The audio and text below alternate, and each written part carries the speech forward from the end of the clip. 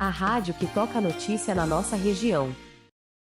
Acontece hoje em Campinas um feirão com mais de 200 vagas exclusivas para pessoas com deficiência. Jorge Talmão quem conta tudo pra gente. Bom dia. Oi, Sandra, Felipe, pessoal que acompanha a CBN Campinas, bom dia, gente. Olha, esse evento hoje está sendo aqui na sede da APAI de Campinas, no Parque Itália. Daqui a pouco eu passo o endereço completo. O que é legal das pessoas entenderem sobre esse feirão? 275 vagas, 16 empresas, entre elas líderes de mercado da região de Campinas. Por isso, esse feirão hoje, exclusivo para pessoas com deficiência, é oportunidade imperdível. Aqui com a gente a Camila Garrido. Camila, explica pra gente o seguinte: empresas líderes de mercado buscando pessoas com deficiência. Tem uma relação aí com a lei que elas precisam cumprir, né? Também. Bom dia. Bom dia, Sandra, Felipe, aos ouvintes CBN. É isso mesmo. Então, as empresas têm a necessidade de cumprimento da cota. São empresas que têm mais de 100 funcionários no seu quadro de colaboradores, mas a gente tem também algumas empresas realmente preocupadas na inclusão social e profissional desses trabalhadores. Então, nós temos aqui à disposição essas 16 empresas, grandes empresas que querem sim participar desse processo tão importante para a pessoa com deficiência, que vai levar a eles a autonomia, a dignidade e também a participação ativa na sociedade, né? Então é importante. Fora que a gente falou então 275 vagas, mas como o feirão começa às 9 da manhã, só termina às 4 da tarde, se surgir alguma empresa com vagas, né? Escutando aqui a CBN, enquanto isso quiser incluir a vaga no sistema do CEPAT, é possível, Camila? Com certeza, olha, o CEPAT tem lá a equipe que cadastra vagas a todo momento. Então, sim, você que está escutando, empresário, gestor, que queira participar dessa oportunidade, pode entrar em contato com o CEPAT e já cadastrar e participar, né? Para ter acesso a essas pessoas que estão buscando as oportunidades aqui. Então, não percam. A gente conversando com a Camila, pessoal, vimos aqui quais são as vagas mais ofertadas e algumas das remunerações. Vou dar só alguns exemplos para quem está acompanhando a CBN agora. Ajudante de farmácia, tem bastante vaga, olha, 50, remuneração de cerca de R$1.500. Uma outra vaga, motorista de ônibus, 10 vagas hoje sendo disponibilizadas no feirão, exclusivas para pessoas com deficiência, R$3.904 é a remuneração. Agora, Camila, não é vaga só para quem tem fundamental incompleto ou completo, tem ensino médio, mas também tem vaga para ensino superior?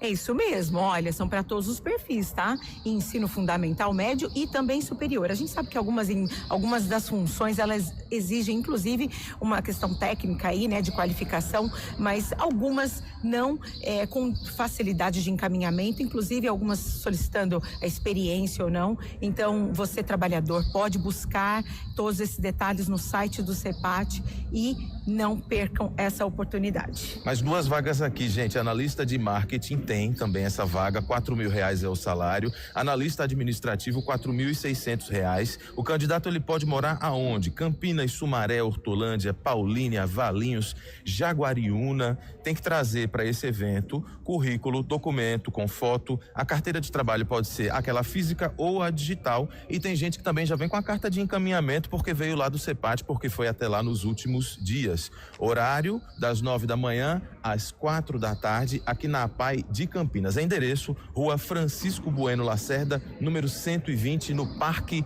Itália. Voltamos ao estúdio aí na CBN Campinas. Sandra e Felipe, um abraço para vocês. Muito obrigado. Obrigada. E é isso, né? Oportunidade para todos os perfis, como a Camila falou, né? Reforçou aí na conversa com o Jorge. E segunda-feira a Camila tá de volta no CBN Seu Emprego, aqui no CBN Campinas, para trazer o balanço desse feirão. Agora é importante a pessoa ter um trabalho, ter uma renda, porque as cobranças, as dívidas, os boletos chegam, né, Felipe? O levantamento da Serasa Experian mostrou que os brasileiros têm em média 70% da renda comprometida com contas como dívidas bancárias, cartão de crédito, energia elétrica e internet. O dado acendeu um alerta sobre a falta de educação financeira no país, o que contribui para o alto nível de endividamento e vulnerabilidade em momentos de crise. O problema não está apenas no quanto se ganha, mas na forma como se administra o dinheiro. O hábito de poupar ainda é pouco comum entre os brasileiros, que dificulta a criação de reservas ou até o planejamento de gastos. E desde criança há necessidade de se fazer essa conscientização e educação. Por isso é que a gente conversa com o Anderson Gama, diretor pedagógico de uma escola aqui de Campinas, que criou um projeto para justamente trazer essa conscientização. Anderson, muito bom dia para você, muito bem-vindo ao CBN Campinas. Bom dia Felipe, bom dia Sandra, prazer estar aqui. Falar desse tema que para nós é muito caro, mas no sentido bom, né, de que falar de educação financeira hoje no Brasil é uma urgência. E a gente brinca, né, a BNCC definiu que dos 10 assuntos mais importantes, educação financeira é um deles para ser trabalhado. Só que ela só diz que é importante, ela não fala como fazer. E aí as escolas têm que desenvolver os seus métodos e suas formas de trabalhar esse tema com as crianças. E não tem idade. A partir de 3, 4 anos já dá para falar de um tema que faça sentido para a criança. E como é que o Colégio Crescer conseguiu fazer isso? Qual que é o projeto que vocês implementaram aí? Bom, aqui nós escolhemos seguir uma estratégia de, primeiro, entender que economia e os assuntos relacionados ao dinheiro, elas estão permeados no dia a dia de todo mundo, né? Ninguém, de repente, fala assim, agora eu vou pensar sobre dinheiro. A gente está consumindo o tempo todo. E as nossas decisões econômicas, às vezes, elas não são tão conscientes. Então, qual que foi a nossa grande estratégia aqui? Ao invés de separar um momento específico na semana, é hora de falar do dinheiro, a gente trouxe isso para o contexto escolar como um todo. Então, o que a gente quer trabalhar com o aluno? A gente precisa que ele fortaleça os 4 grandes pilares sobre educação financeira. Que a primeira é a gestão do recurso, né? Como que eu ganho, como que eu gasto, como eu invisto. E aí, como que eu vou falar como eu ganho se esse aluno não está ganhando dinheiro ainda, né? Então, nós criamos uma economia local. E esse ganho, ele tem que estar relacionado com o trabalho do aluno, com o seu processo. E na escola, qual que é o trabalho de um aluno? Qual que é vamos dizer assim, a exigência que um aluno cumpra como estudante? Que ele chegue no horário, que ele faça suas lições de casa, que ele mantenha o seu espaço organizado, que ele tenha a relação de compromisso com a professora, com a relação do respeito. E a gente transformou esse dia a dia escolar, essas pequenas ações, que lá na minha época eu ganhava uma estrelinha no quadro, né, ou na minha agenda. A gente transformou isso numa moeda. Então, se o aluno cumpre essas pequenas tarefas todos os dias, no final do mês, cada ação dessa é contabilizada e ele ganha um valor, ganha um dinheiro, que aqui a gente chama de cresceleta.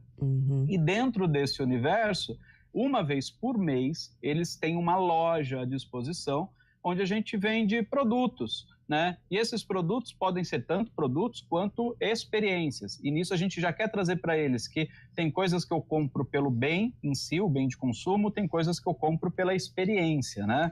Então, ô Anderson, e tem as situações frustrantes aí para as crianças de não conseguir comprar, de não ter o valor? Tem. A gente aqui trabalha de duas maneiras. A primeira, a gente não trabalha de maneira punitiva. Então, nenhum aluno perde o dinheiro por não deixar de fazer. Ele deixa de ganhar. Então, esse é um primeiro ponto que a gente acredita que para crianças isso é importante. Mas, sim, nós usamos estratégias nas lojas de justamente existirem itens que são impossíveis de serem comprados, né? A gente tem, por exemplo, um item que eles gostam, é tipo um dragão feito na impressora 3D, custa 70 mil cresceletas. Os alunos no ano, no máximo, vão conseguir 12 mil. E por que isso? Por que ter itens impossíveis? Porque a gente, como ser de consumo, é exposto isso o tempo todo. Essa loja, por exemplo, depois a gente sistematiza com os alunos em sala de aula, explicando o que é a tal da ancoragem. O fato de existir um bem de consumo muito, muito caro, e aí existem as miniaturas que dá para comprar, que são caras. Mas o fato de existir aquele que é impossível de comprar, a gente acha que está barato. E a gente é exposto a esse tipo de estratégias de consumo o tempo todo. E qual que é a melhor, na nossa visão, a melhor maneira de preparar um aluno para isso? Que ele tenha essas experiências. Então, a nossa maior intenção com esse projeto é que ele tome, abre aspas, más decisões com a cresceleta, porque no máximo que ele perdeu foi uma moeda fictícia do colégio, para que essa experiência, às vezes negativa, fortaleça nele as ações corretas para quando falar de dinheiro de verdade, com o real, com o dólar, sei lá que moeda que esse aluno vai usar, ele esteja capaz de fazer isso. Porque eu brinco. Hoje, as maiores decisões que eu tenho, e talvez vocês também, sobre educação financeira, às vezes é de uma má decisão que a gente tomou atrás, né? um financiamento mal feito, um cartão que eu deixei estourar nos juros. Então, é importante ter essas experiências negativas para fortalecer esse conhecimento econômico. E quem tem filho tem aquela experiência, né, da criança quando é muito pequenininha que quer tudo, né, que pede tudo, ou até o próprio pai que faz algumas exceções, né? Como é que isso tem sido dessa experiência da relação familiar? Bom, aqui a gente tem tido um retorno muito positivo das famílias, né, de participar junto e entender esse processo, que às vezes o processo ele envolve essa frustração, essa perda, né? A gente trabalha na linha, o dinheiro é físico, e a gente incentiva que eles tenham a carteira, eles constroem as carteiras deles. Às vezes o aluno perdeu a carteira, deixou cair no chão, e aí? E aí ele perdeu o dinheiro. Porque se a gente fizesse isso na vida real, você não tem como, né? Você não vai chegar lá no banco, minha carteira caiu, ela tinha 5 mil reais lá dentro, você me dá outro. Não existe isso. Então, desde esse compromisso de saber lidar com essas frustrações é importante.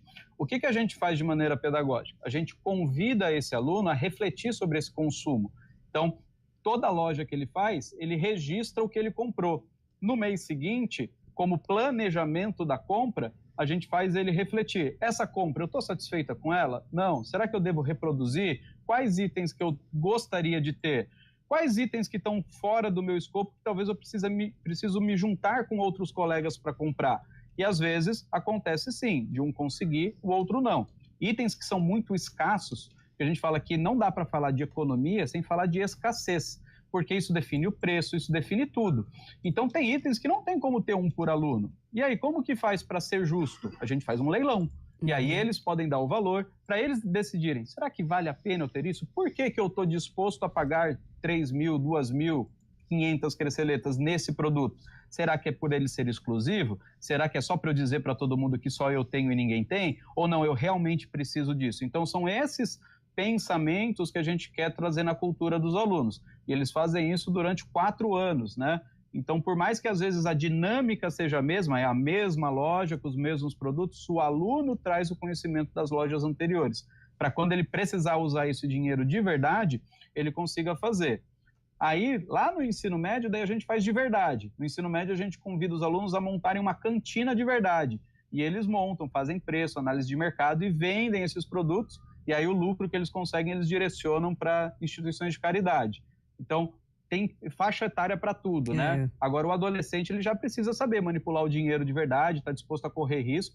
Afinal, se ele quiser ter alguma veia empreendedora, ele precisa saber que economia e risco estão diretamente associados, né? Exatamente, né? Ter essa consciência já desde pequeno e também sendo estrategista aí no comando, né, das próprias finanças.